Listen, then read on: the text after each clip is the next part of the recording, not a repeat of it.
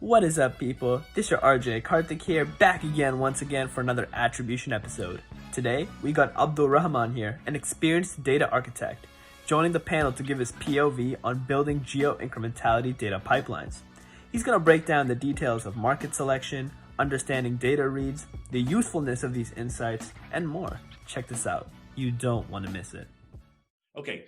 I want to just invite another invited speaker in class. Abdul Rahman is a data architect, and is an amazing data talent. I've had the good fortune of working with him for a couple of years at Measured, and he built out our geo incrementality data pipelines. In fact, he was the data architect and the architect for that platform. Tons of great work. And you're talking about this work, 4 or 5 years back. I don't know when you started, though. So it was very early in the space. There was not a lot of knowledge about how to build these pipelines. What are the issues with the data? How do you join them? There's a lot of unknowns we were walking into. And I very conveniently threw him into the deep end of the pool and said, figure it out for me.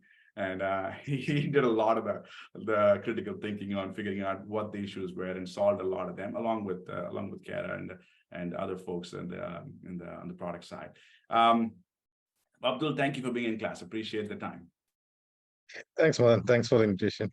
Okay, so the whole point of this is to give you a diversity of opinions, right? And you can kind of he's some of the best data architects I've worked with. So you get a chance to kind of hear from his words what kind of challenges that he faced while building out the data incrementality pipelines for Measured. So Abdul, if I asked you, what was the most challenging thing that you had to solve at this time?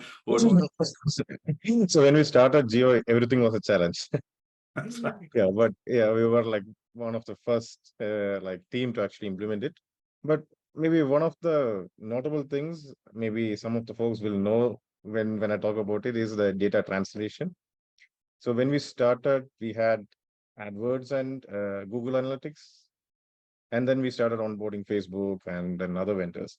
So what happens is that all these data streams has a different language to represent geosplits. So they talk in their own IDs or some other textual representations. So we need to actually join everything, and then we need to let them speak a common language so that we can feed it into our data science models and also in our final reads. Okay. So what we did was, hold on, let me translate for the class here, right? So what he's trying to talk about is that when you do geo-testing, which is the product that he was running from an engineering perspective, you have to collect data at the geo grains. So let's say, for example, you grab Shopify data, you want to grab Shopify data by states, by DMAs, by cities, by zip codes, okay?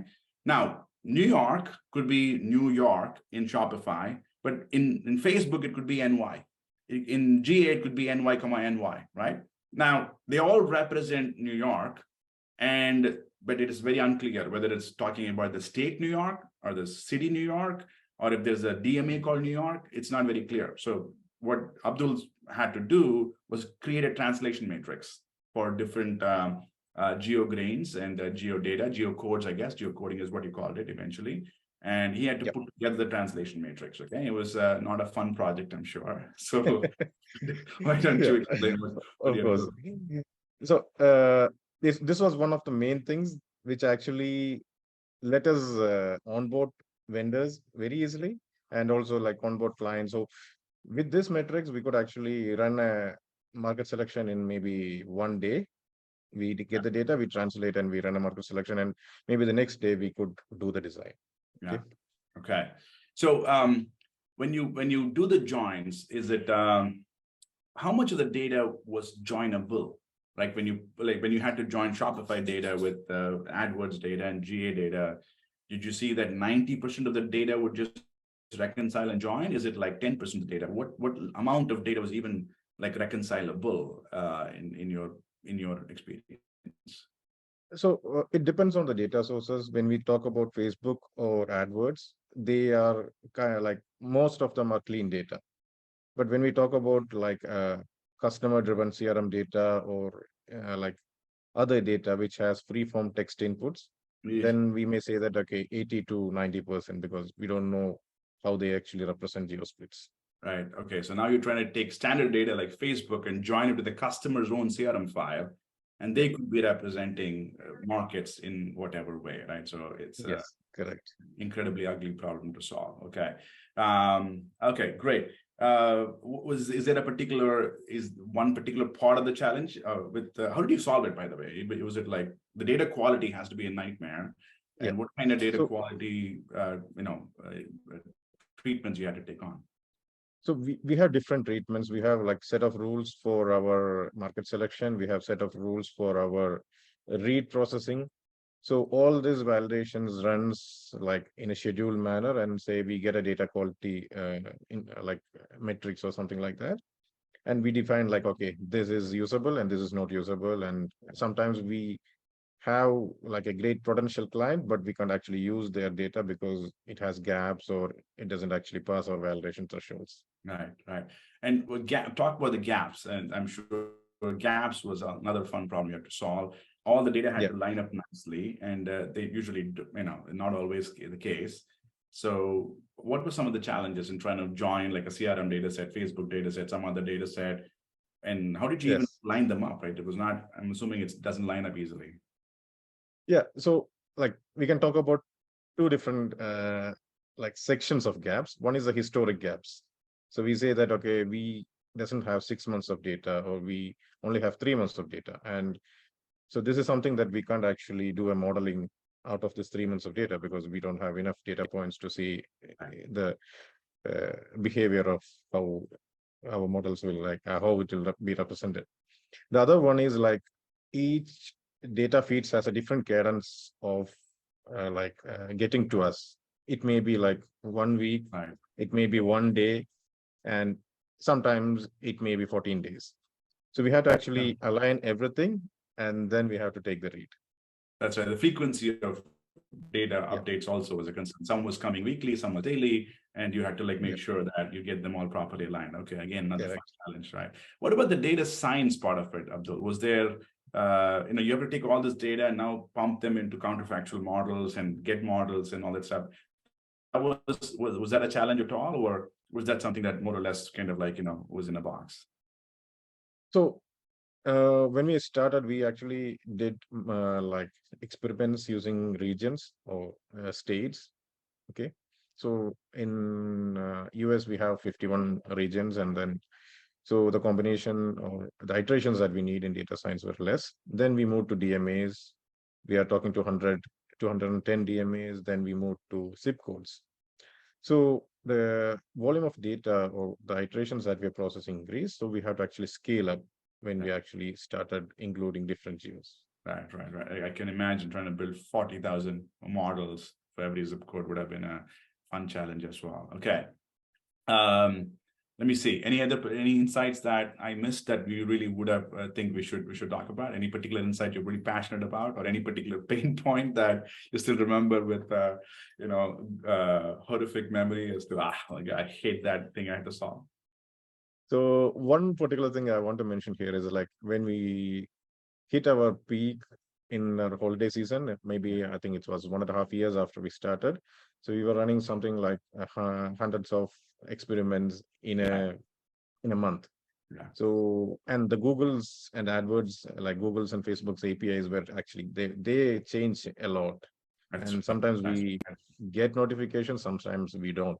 So at some point, there were a lot of failures in test execution. So we start, and then part of the campaigns does not get replicated. The holdout doesn't work.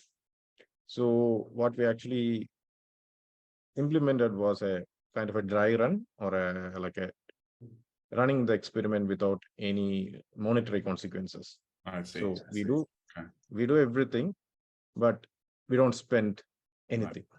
Okay, you actually did a dry run with the experiment. You catch all the errors that would happen. Okay, smart thing. Correct. And then a lot of you guys would know in the space, especially the product managers here, probably know that we rely on the Facebook API, Google APIs, and they do something called breaking changes, which is they break the API changes, and it breaks all the assumptions you've built on top of it. And what all the consumers of the API like measured, and anybody who builds on it now has to adapt to the breaking changes, right? And it's a painful experience when you have to go through and adapt to breaking changes. And something was working all along, and all of a sudden it doesn't work. You try to create a campaign, boom, it blows up on you. And and we're trying to run a test right now, and you don't know why it's not working. And meanwhile, there's a fire drill. It's the middle of the night for Abdul, and he needs to wake up and figure out what the hell's going on, right? So I'm sure a lot of you guys in the tech space would have experienced that. So that's what he's talking about. Okay, let me pause. Any questions for Abdul, or any conversations about this topic that you guys want to have? I'm sure Kat has a million of these experiences she's had, either with Abdul or a counterpart of Abdul in her life. And also, I'm sure in Oracle and prior lives too, right? Kat, I'm sure it's those scars are still pretty fresh, or at least memories of those are. Yes, for sure. I mean, just great to see Abdul's face again. Hi, Abdul. And yeah, so at Oracle, we had a synthetic control methodology, and there were so many landmines and difficulties that we ran into with the clients, and so many specific pieces of the methodology that had to be executed in a certain order and in a certain way so that we would actually get a readable result. And then ultimately, if you don't get a readable result, it would just get really icky with the customer. So eventually it just took a lot of reps and iterations. And I think what you guys built at Measured as it relates to our geo testing was a really cool product, is a really cool product. And I'm glad that you guys are such experts and you can relay your expertise to everyone in this class. Awesome. Any other questions for Abdul? Some of you guys are engineers here. I think Ishwar, I believe, is a data architect himself, but he's now a product manager.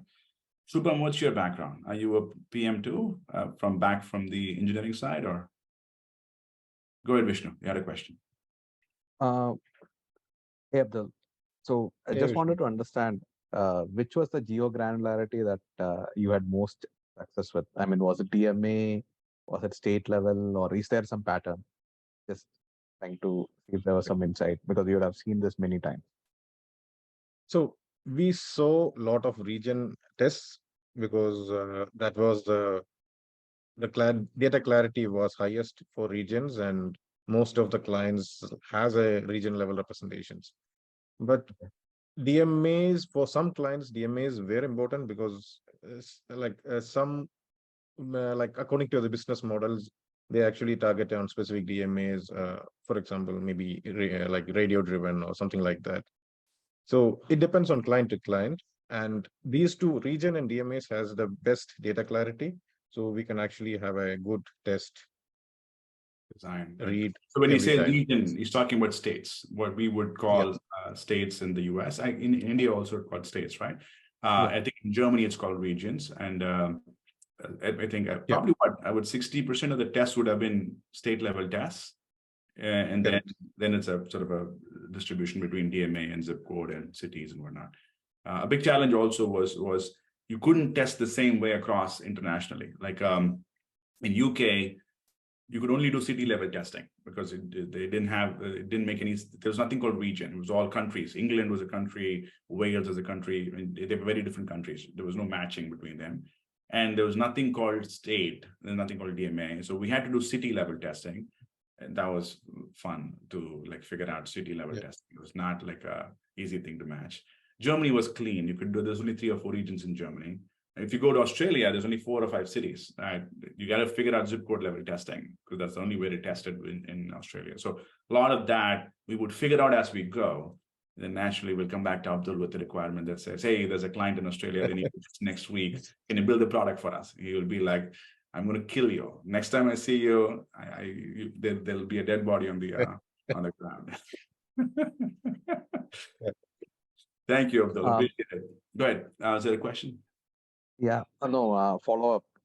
So the CRM file, again, I think I'm pretty sure it would have been it would have been variable across each client of yours, right? There not have been any consistency, or was there? Maybe there is some CRM platform that everybody uses, and that just wanted to understand that perspective. So if it is a platform, it will be consistent.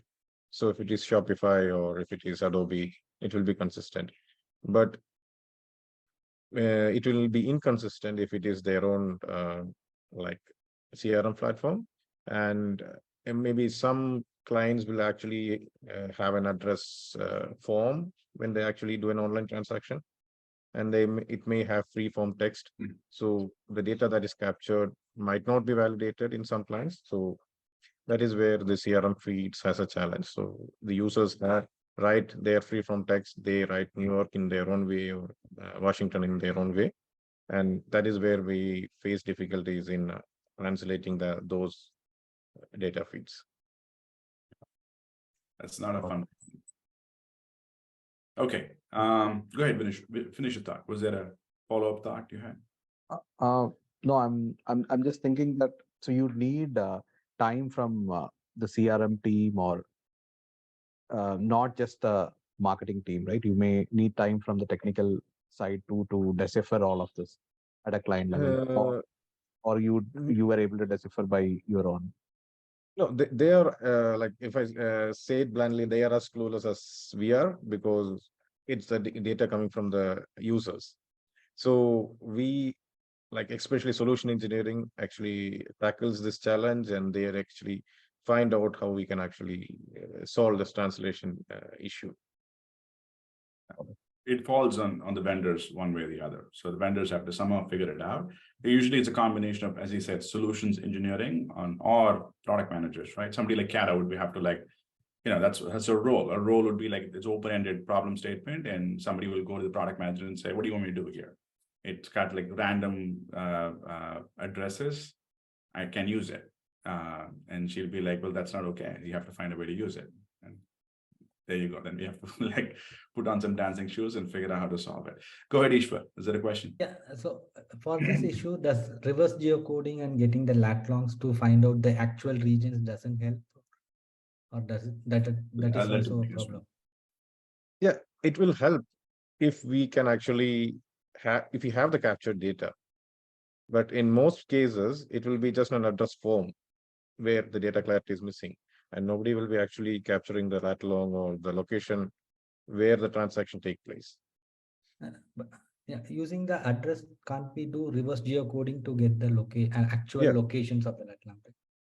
Yeah, we can, but the data is as good as what we see, right? What we have in our hand. And if the data does not have the needed region or the zip code, then we can't actually do a reverse translation, right? So we need to have at least some identification, like lat long or zip code or region or DMA ID or DMA information. Then we can actually translate. And till what granularity you have gone? Like, let's say in US, it's like block group level till we can go, or till what level we can, or in Australia, let's say SA4, SA2, SA1. So in US, we go till zip code. So region or states, DMAs, cities, and zip codes. Okay. And in international, we have, most of them, we stop at zip codes. Okay. Are you using a combination of these, like zip codes, DMA ID? Because if there are any exceptions, like for example, if you are relying only on zip codes, and if you don't have a bunch of zip codes, do we rely on any other ID that we have? For example, DMA ID. Is it how? Just no, to we don't resolve those exceptions there. So what we have done for this, like, maybe we don't actually have a combination of zip code and DMA IDs in a single feed for using data like in the reads. But in some cases, the data might be represented in city level, and we'll be doing an experiment in region level or DMA level. So we will actually roll up the cities to DMAs, and then we will have the other feed coming in DMAs, and then we will run the experiment. Okay. So we don't mix and match, because okay. Yeah, that is. Yeah. So the one reason is that we can't actually find if the data is duplicate or data is redundant when we mix and match, because the feed can give us duplicate data. Duplicate. Okay, got it. And just curious to know about one other thing. Like this just came in one of a client use case in our company. They were asking, like, can you, because we are working with them in gathering data from multiple platforms and sources, and which can cause a lot of headaches and nuances. So they were asking like they have a CDP. So can CDP be considered as a single source and for this type of experiments? Can you explain what is CDP if you don't mind? Customer data platform, Abdul. So it is like a CRM. It's a CRM, right? Like a CRM, and it's a little bit more of how would you explain a CDP? Like Ishwar and whereas Shubham. So you guys work for a CDP. Like why do I have to explain a CDP? Why don't you guys explain what a CDP is? Go ahead, give it a shot. So it's like it's almost like a CRM, but so where we can buy. So there are lots of segmentings which we do for those data, so that they can get many meaningful insights with the own CRM data, and it includes a lot of orders which they purchase, right? So we segment the customers based on those like recency, frequency. There are lots of based on that we segment them, and then. It's a Kamal or Abdul. It's basically all the CRM data we get with essentially an analytics layer on top of it. So you can do segmentation, reporting, analytics, BI type of stuff, right? So a quick answer is yes, you can use a CDP. Yes. But our CDPs are very varied. There's probably like 1,000 CDPs out there, and very different as to what they can each do.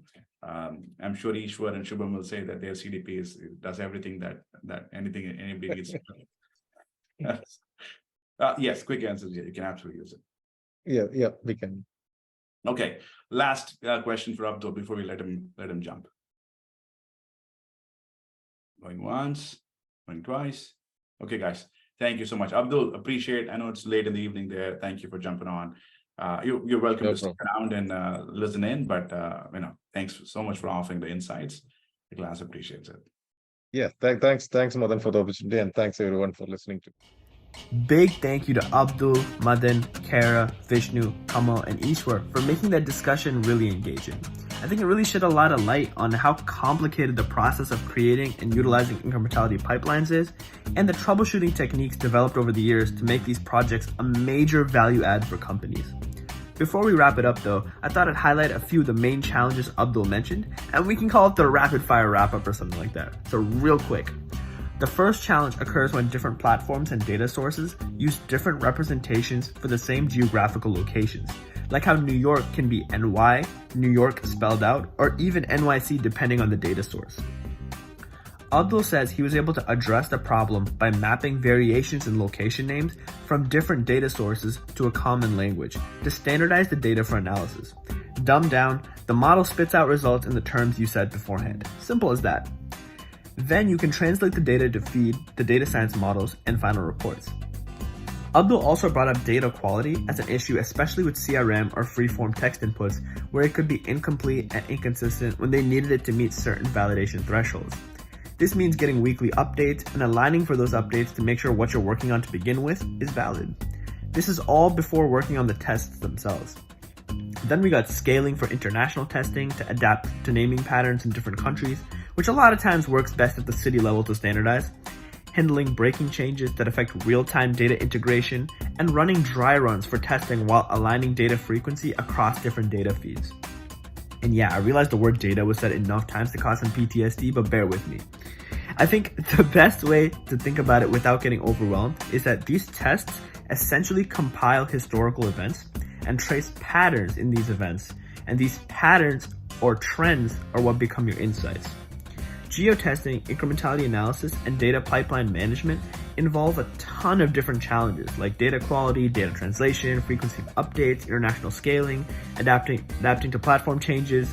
But I'm gonna run out of breath before I say these. But the competitive advantage your business claims from optimizing its media expenditure makes it all worth it. But that's all for today. So till next time, this is your RJ Karthik, and we signing out.